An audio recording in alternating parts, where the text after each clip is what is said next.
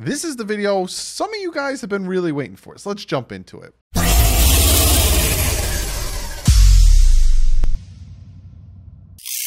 What is up, Fin fans? Yes, today is the video that a lot of you guys have been like, hey man, and I've been pushing it back, but finally got the time to sit down. Had to timestamp a bunch of things I want to talk about. I have two different, it's just a lot. We're talking Tua Tagovailoa versus LSU because there's this huge stigma and this huge narrative that people want to put on that man's name.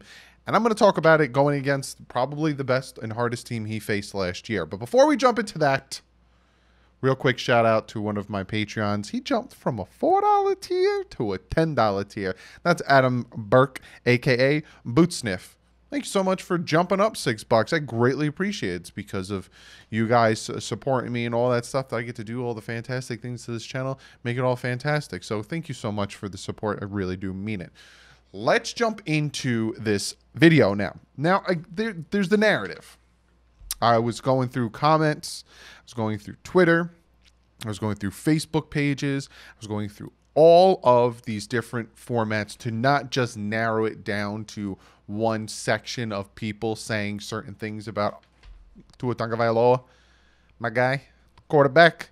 So this is some of the things that people say about Tua, right? He stares down his receivers. Just stares them down. Waits for them throwing their routes. He doesn't move his head. He stares down his receivers, right? He's got no pocket presence. This is, I kid you not, these are things that people have said. I've read it multiple times. No pocket presence, right? He can't read defense pre-snap. Doesn't play well against good teams. LSU, national champions, #1 overall pick at quarterback. Got a corner coming off there. Chase on, got drafted.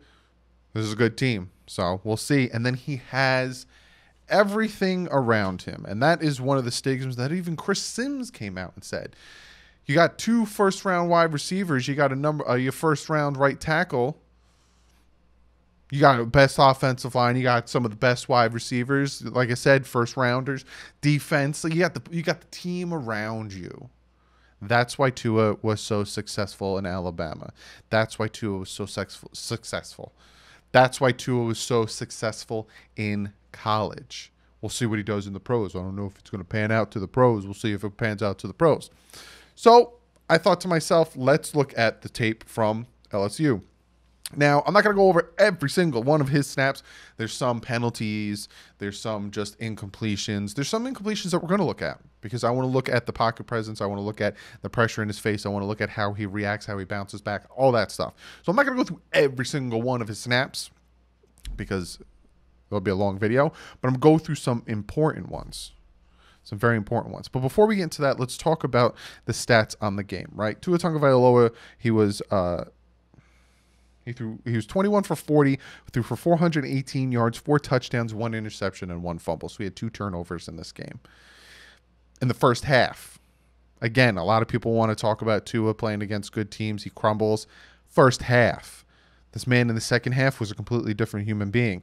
His leading receiver, again, hey, you know, Jerry Jeudy, you got Ruggs, you got some of the top wide receivers. His leading receiver was Devontae Smith.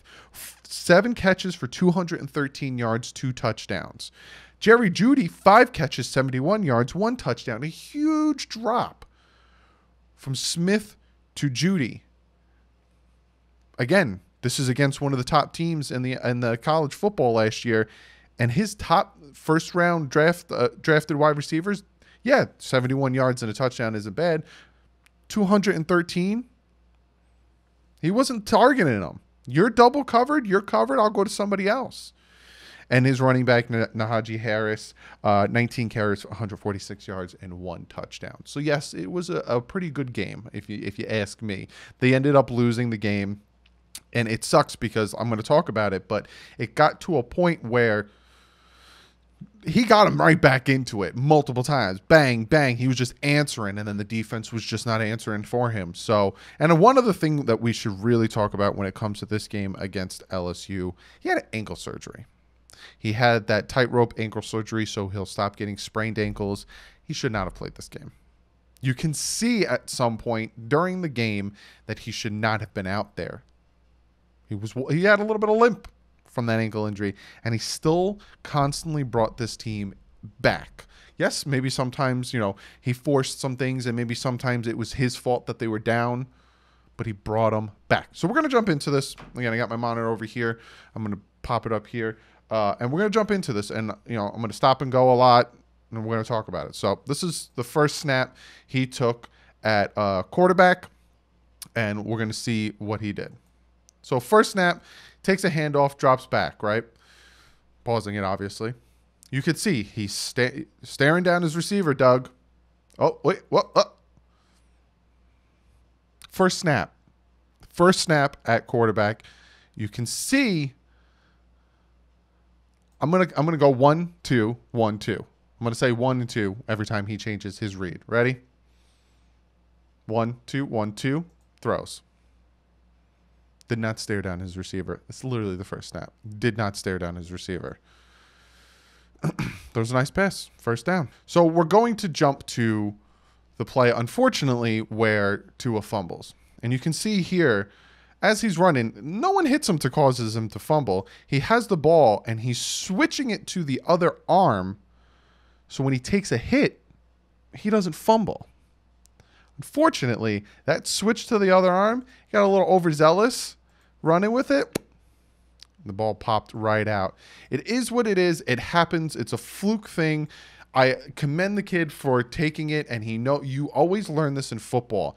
You're running, and if a guy's so if I have the ball here and the guy's coming this way to hit me, to switch it to the other side.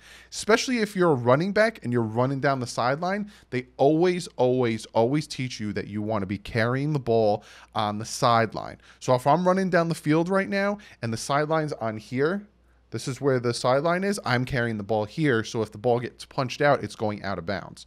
You're always taught that. And unfortunately, he took the ball, switched it to the other side because if he gets hit, he doesn't want to fumble. Ran, kind of popped the ball out, got a little overzealous on that one.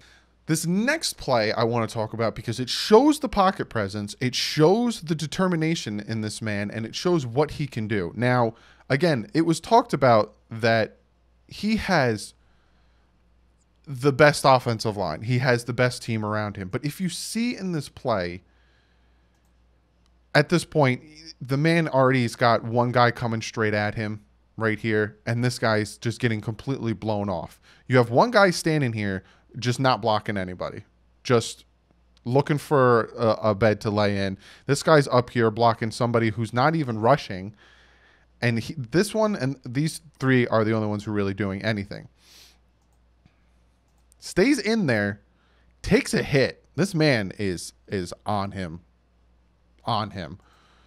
Still gets the ball off. Yeah, it was a duck.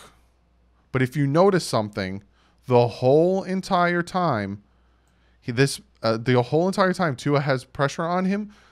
Look at where his eyes are. They are constantly downfield. They're not really looking at these three guys that are about to destroy his life.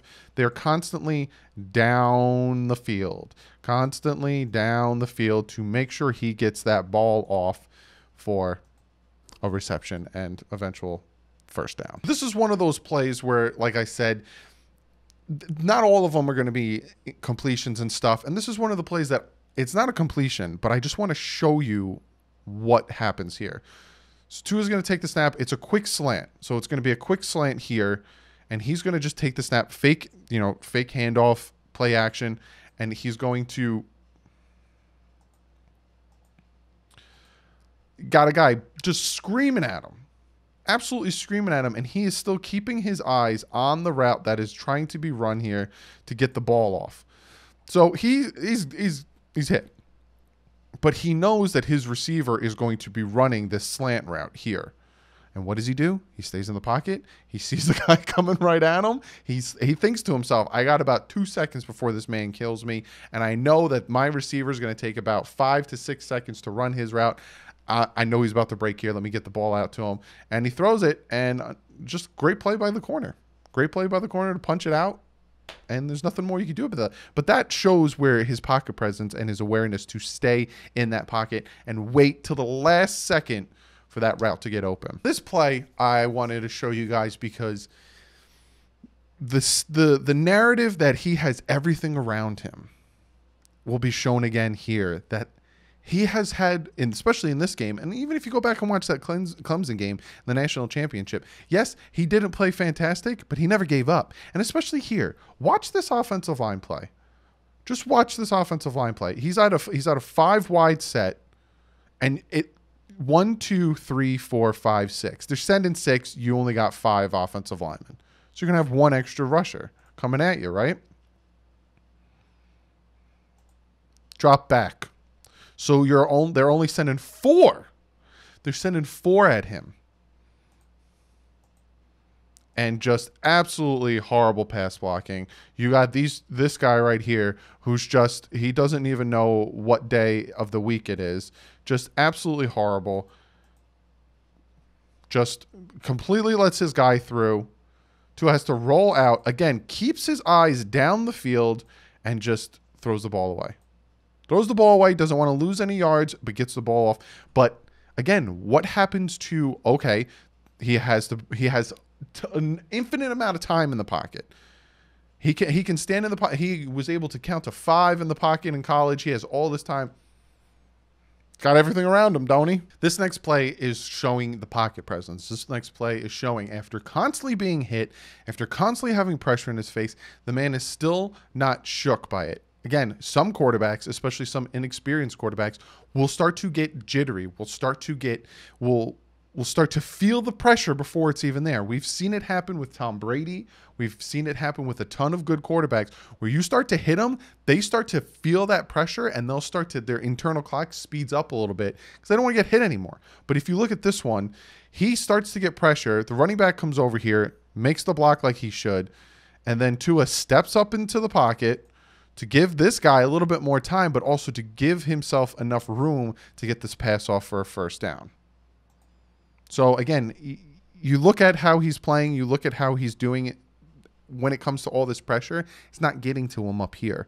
And that's incredibly smart, especially in the NFL. You need that in the NFL. This next one is another play that he wants to throw it more down the field. Before I even snap the ball, you can see he's looking more at these receivers running their routes. He has the running back over here as a safety just to dump it off if he needs to. And you'll see in this play, again, he's supposed to have everything around him. He's supposed to have the best offensive lineman around him. First round pick on one of those offensive linemen and Wirfs. But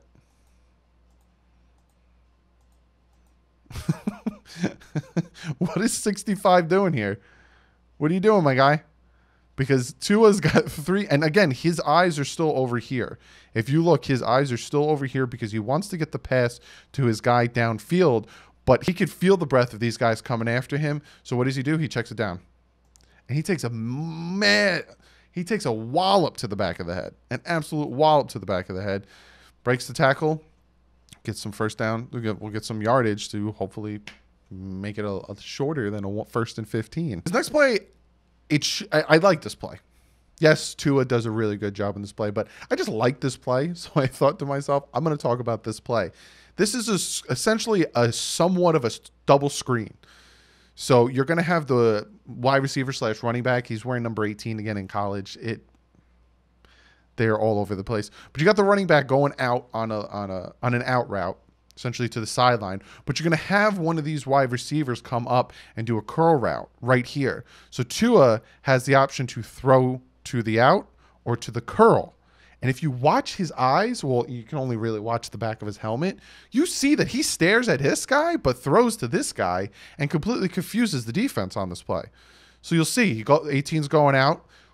His eyes are looking right here. So all of these guys here are thinking, okay, he's going to be throwing it to him, especially him who's breaking on the pass here because his eyes are here. But in actuality, he pulls a Patrick Mahomes and he throws it right here to the wide receiver. Because you saw the corner, you see that corner bite hard. He's going to bite hard here, but he's going to throw it here. So you could see him have to stop and come back. Now, it gets about, what, 4 or 5 yards. Not a big fancy play, a big yardage play, but I just love the play. I love the ingenuity, and I love how Tua is looking at one guy and throws it to the other and completely throws off the defense. Tua does that a lot, where he will look off people with his eyes and makes the plays. Absolutely, I love it.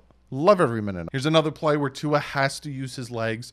Tua has to use his improv skills when it comes to the football field, because again, the thing that is supposed to be his stigma, that he has a great team around him, he's got the great offense around him, fails him. Because if you look here, this offensive line doesn't do a great job blocking here.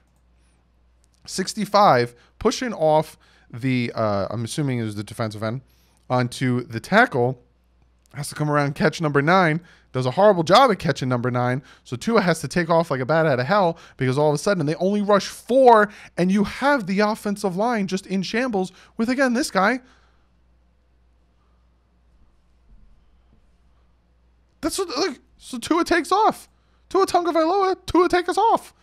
Slides for the first down. I think that hit is a little bit late, if you ask me. Tua, just so you know, in the NFL, they love to protect the quarterback. So in that situation, you're going to get a flag for unnecessary roughness, and we're going to get 15 yards and first down. So on this play, they get essentially, or he's putting in between a rock and a hard place, right? 2nd and 15. You're on your own 5-yard line. The play before, he had to get the pass off quick because he had a ton of pressure in his face. At this point, the man is constantly under pressure. He's constantly running for his life. So he has to make a decision here. I need to get the ball out quick. I need a quick route so I can give myself some breathing room so I don't get a safety, because that is what is very, very close to happening with all the pressure he's taking. So if you see in this play, he takes the snap, and yes, his first read, he throws it because he needs to get the ball off. He needs to not take a safety, because if you look, they only send 4, but you got a guy here. Yes, it might look like a blur. He holds that ball any longer, that's 2 points, and that's a safety there. So gets the ball off quick. Yes, he stared down his receiver, but he needed to get those yardage. This is another play where Tua uses his eyes to look off defenders to help his receivers get open. This is another thing that is not talked a lot about Tua. You're going to hear me talk about it a lot. Like I said in the other play where he was staring at his running back and ended up throwing at his wide receiver and got about 5 yards. On this one, he's going to have his tight end go on an out route to the sideline, and he's going to look, again, he's going to do his progression here. Again, people like to say Tua stares down his receivers. He's going to do his progression here, and he's actually going to be looking at the tight end for most of the time, because people like to say he stares at his receiver. Well, he actually is going to stare at his tight end so that his receiver will be able to get open over the top, and the defense will start to come down and stop that tight end. So you see here, you know, he's dropping back. He's doing his progression. You see the tight end right here. He's going to start running towards the sideline. This is a safety valve.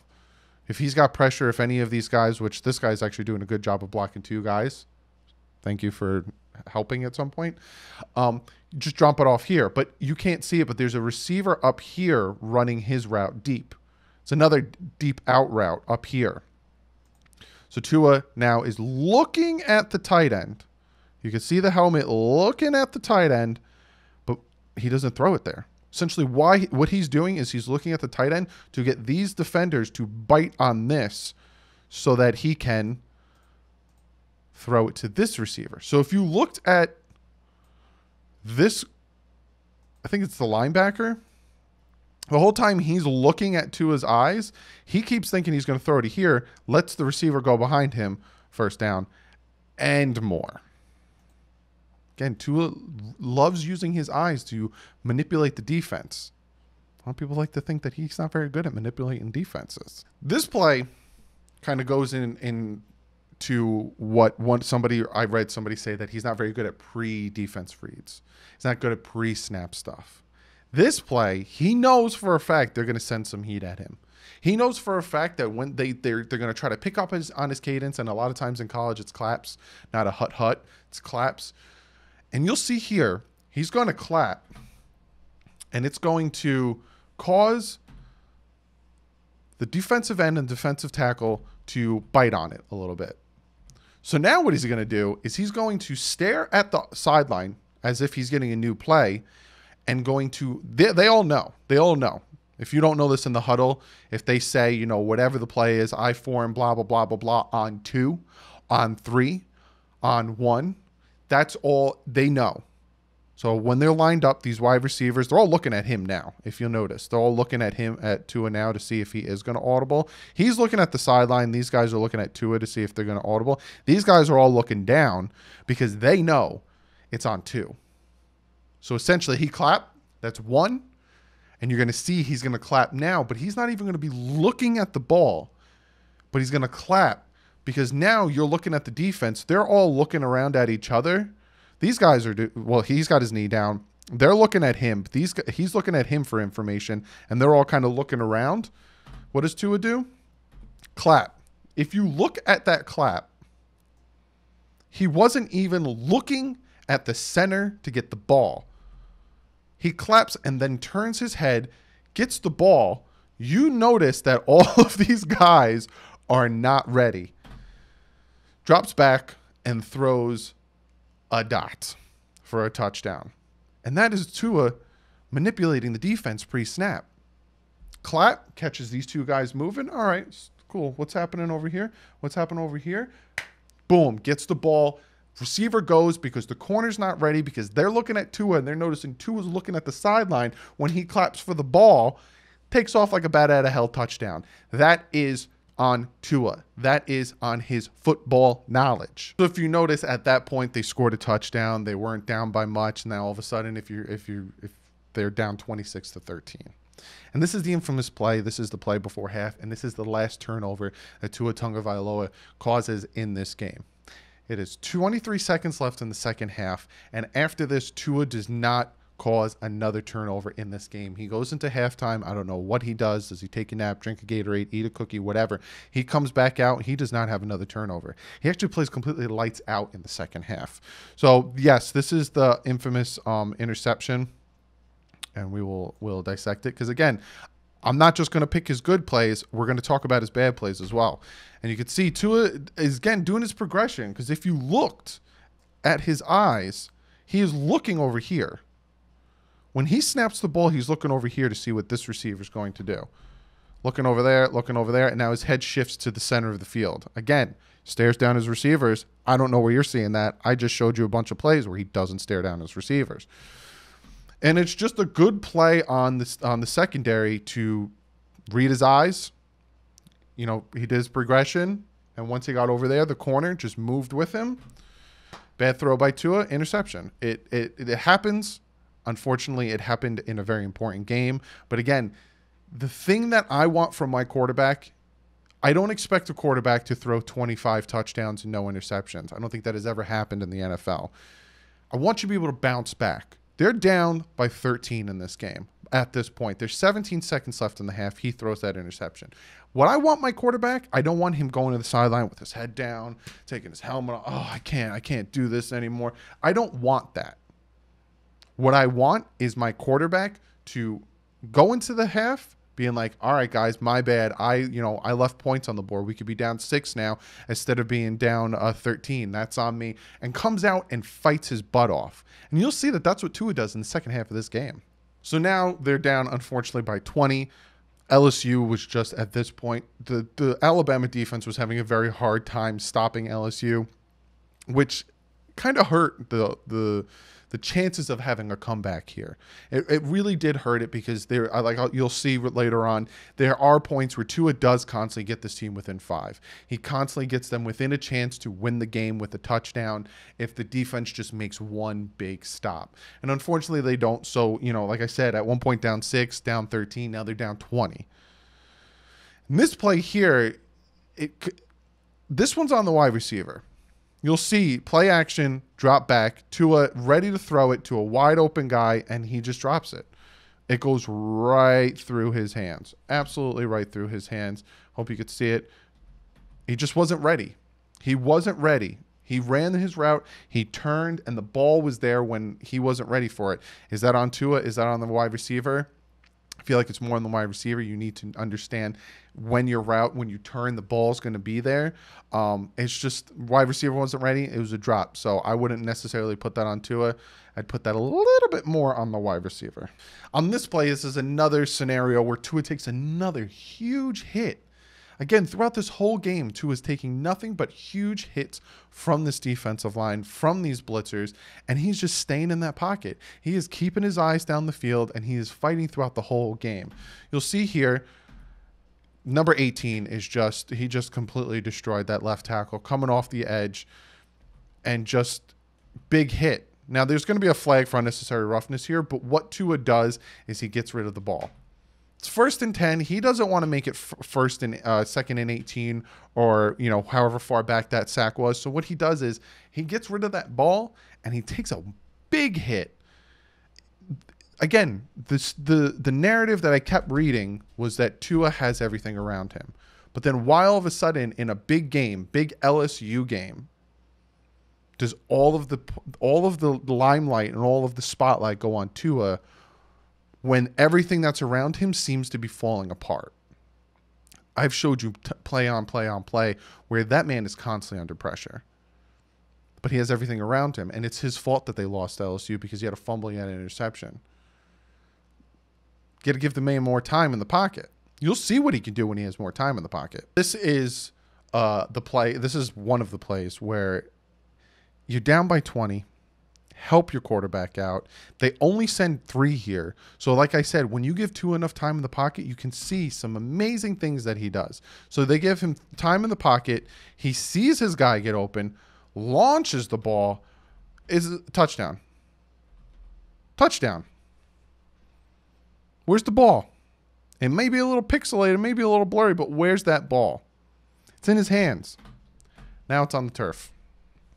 It's a touchdown. It's an absolute touchdown there. And now all of a sudden, instead of being down 20, you're down 13. You got to catch those balls. It literally was in his hands. You got to catch those balls. There's no excuse. So it's at this point that I think Nick Saban is realizing that, okay, Tua's not getting enough time in the pocket. Tua's not getting enough time to make his reads, to allow his wide receivers to get open. So what I'm going to have to do now is I'm going to have to take my running back and I'm going to have to keep him into block. So they keep the running back into block, and you'll see Tua's eyes just shift around the field. Starts to shift around the field. He has time to make his reads.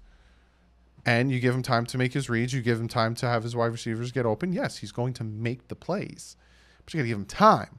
I think that was one of the first snaps in a while that Tua actually had time to make the reads and have his head bob around. Now this play here, again, they're down 20, about 4:57 left in the third quarter. This play here just shows the accuracy that Tua Tagovailoa has, shows it why the Miami Dolphins took him at 5, even with all the stigma of the injury on top of him, with this back shoulder touchdown pass. He is covered. Again, it may be a little blurry. Let's see if I can not make it blurry. Covered at that point, but Tua throws it to his back shoulder. So if you ever want to know what a back shoulder throw is, if I'm running down the field and I got the sideline here and I got the corner either in front of me or here, they're going to throw it to my back shoulder. So I have to turn to catch it, and if I don't turn and catch it, no one's going to catch it. Beautiful back shoulder throw for a touchdown. Again, if he doesn't catch it, that ball's going to probably hit that ref right in the nards.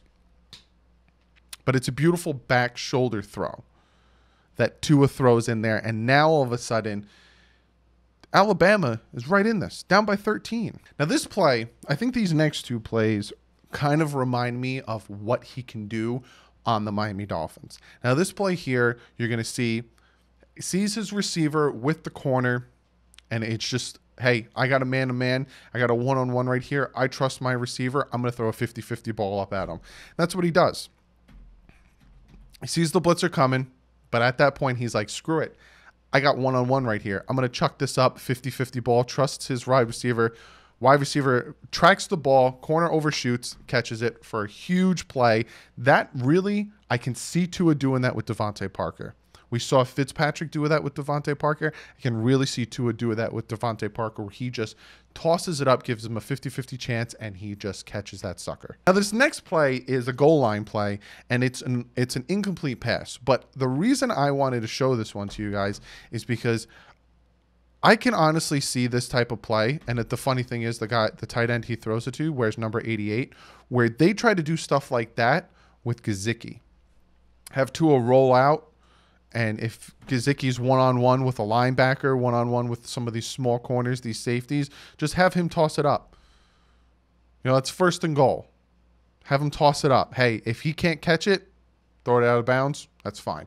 Just wanted to show you that because it reminds the one before Parker. This one kind of reminds me of Gesicki. Now, after Najee Harris, I'm sorry if I pronounced his name wrong, runs it in for a touchdown. They're down 12 again. So again, Tua's bringing him down the field. Tua's doing his thing. Yes, help with the running game, but Tua's doing his thing, and he keeps bringing this team within closer and closer range of a comeback. Now, this play is a sack, but I want to show you why it's a sack. And you could see the progression. So they're only sending 4 on this one. And you can see him look, and he stops, and he looks at his other guy covered, look at his other guy, keep his feet moving, and then he can feel number 90 on his back. And he just tucks it, takes the sack. But you can see him making his progression. Again, a lot of people like to say he doesn't like to do multiple reads. A lot of people like to say he likes to stare down his receivers. He did his progression in this one. This is just good on the LSU defense. That's a coverage sack right there, if I've ever seen one. The quarterback had enough time. He looked at about 5 different receivers. They were all covered. They were all absolutely covered. So it's just coverage sack. You just got to give it to the defense. Tip my hat. This next play shows Tua and his pocket presence of feeling the pressure coming around him. I was about to point with my fingers, but you can't see my fingers. You can only see the screen. You see the pressure coming around him, and you even see it's number 65 struggling again. You see him coming in. So what does Tua do? Tua does. He steps up at this point and gets that sucker off for a 1st down and more. So at this point, again, Alabama's still down by 12. There's 7 minutes, 23 seconds left in the game. And here you're going to see Tua making his reads. So again, when the ball was snapped, if you look, Tua starts at his right and he goes to his left. Ball snap, looking at his right, looking at his wide receiver at the top of the screen. Comes back around, looks at his tight end. Then he looks across the middle of the field. Again, beautiful. Again, it's at this point that this man has been completely terrorized by the opposing defensive line. And what does he do here? Does he crumble? Does he just take the sack? Does he just fall because he doesn't want to get hit again? No. He shrugs it off, completely makes his guy slide, gets the ball off. Yeah, it's a throwaway. But do you see constant just looking down the field, making his progressions, shrugs his guy off, not getting scared of taking a sack, and throws the ball off. Again, 2nd and 6 at this point. They're on the opponents around 30. Let's play another down. Let's not have a 3rd and 11, and let's go in with a 3rd and 6. So again, he gets them all the way down the field. They're on the opponent's 5-yard line. They're down by 12 here. Again, it's a design slant. Puts that ball where it needs to be, and just a drop. That's 2 touchdown drops. 2 touchdown drops here. So 4th and 2, again, on their own 5. Tua's got to do his thing, drop back. Now, yes, he is staring down this out route up here, right here. He is staring him down because he sees this guy's covered, this guy's covered. And when you can see that the separation he's starting to get here and he's got all of this real estate up here, yes, he's going to stare him down, man-to-man coverage, no over-the-top safety, and he's like, I'm going to drop the ball right in here and hope and pray to God that my guy catches it because I've had 2 drop touchdowns so far. And when you see 31 is struggling to cover, when you have a corner that has their head facing down, you already know that I'm throwing this ball. Because now the corner isn't even looking at me, nor is he really realizing where the ball is going to be. He's more just praying to God the quarterback overthrows it or he can get to this wide receiver quick enough to smack the ball out. But as you can see, throws it where it needs to be and a touchdown. So again, after that touchdown, they were down by 5, but then LSU comes back onto the field, scores a touchdown. Alabama's down by 12 again. There's a minute 31 left in the game, and this is the last pass that Tua Tagovailoa throws in this game. It's just a beautiful, again, look at where he's looking. Look at where he's looking. He's looking over here at these guys. Again, stares down his receivers, though. Looking at his guys, comes, shoots his head across. In his mind, he might even be saying, I'm going to be throwing this pass to this wide receiver. Regardless of what's happening, he's my best receiver on the team, and I trust him 1,000%. So I'm going to be throwing it to this wide receiver. And he might just be looking at these two guys thinking to himself, I'm going to try to pull that safety over so I get just enough time and just enough space to throw this dot and get a touchdown. And what does he do? Cocks back, throws it, gets the separation, and the man just takes it all the way down the field for a touchdown. But unfortunately, that was the last pass of Tua. And like I said, unfortunately, they lost that game. Now, looking at all that film and looking at all that stuff, yes, so Tua in this game, he had the fumble, he had the interceptions, he had a few thrown aways, he had a few passes behind. But to see how he progressed throughout the game and to see how he came from having 2 turnovers in the first half to just throwing touchdowns in the second half, having to deal with his defensive line getting completely manhandled by the opposing defensive line. I said his offensive line getting completely exposed and manhandled by the LSU defensive line. Shows how much versatility and how much resilience this quarterback has. And that is one of the major reasons that I said pre-draft that, yes, his injury and the hip injury, and if he can stay healthy, will worry me. But the type of quarterback this kid is, the stuff in between here and the way he throws the ball and how his pocket presence, I was ecstatic. We took him at 5. If you don't remember the video, I was very ecstatic. So, again, comment below. I want to know what you guys think. Now that I broke down his film versus LSU, and this is a long one, so I hope you guys enjoy it. Comment below. Let me know. If you hate Tua, what do you have to say? Now, I know I'm going to get people saying, well, Doug, you missed this, and Doug, you didn't, just because that happened, you're making up excuses. Comment below. I want to know. If you're for Tua, against Tua, I want to know. What do you think about what I had to say? What do you think about the stigma around him having the best team around him? Well, LSU game, his team kind of let him down in some aspects. What do you think about all the other stuff that I had to say? And be sure to comment below. But other than that, thank you guys so much for hanging out. Thank you guys so much for watching the video. Like I said, this was a long one. I had a lot of film to break down, so I appreciate you guys hanging out. Be sure to follow me on Twitter. Be sure to follow me on Instagram. Because you want to and you enjoy the interaction, and that's where I break all my news before I can come here and do this. Check out the Bit Boys. Got a ton of stuff planned over there, so be sure to check that out. Fan to Fan Network, guys. Something big's happened July 4th. That's when the website's going to be released. We got a ton of stuff, so be sure to check out the Twitch. Also, you guys talked me into this Saturday. I started my own Twitch. Twitch.tv/DouglieDoWrong. Go over there, follow me. I'll let you guys know when I start doing some Twitch streams. So yes, I started my own Twitch, so follow Fan to Fan and me. But other than that, be sure to hit the thumbs up, subscribe, hit the bell, do all that fancy stuff. Check out DolphinsTalk.com, great website, all Dolphin content. But other than that, I'll see you guys in the next video. I got a bunch of videos planned. I'm almost done with my list, but I got a bunch of videos planned. But other than that, I hope you guys enjoyed this. But like usual, stay classy. Fins up.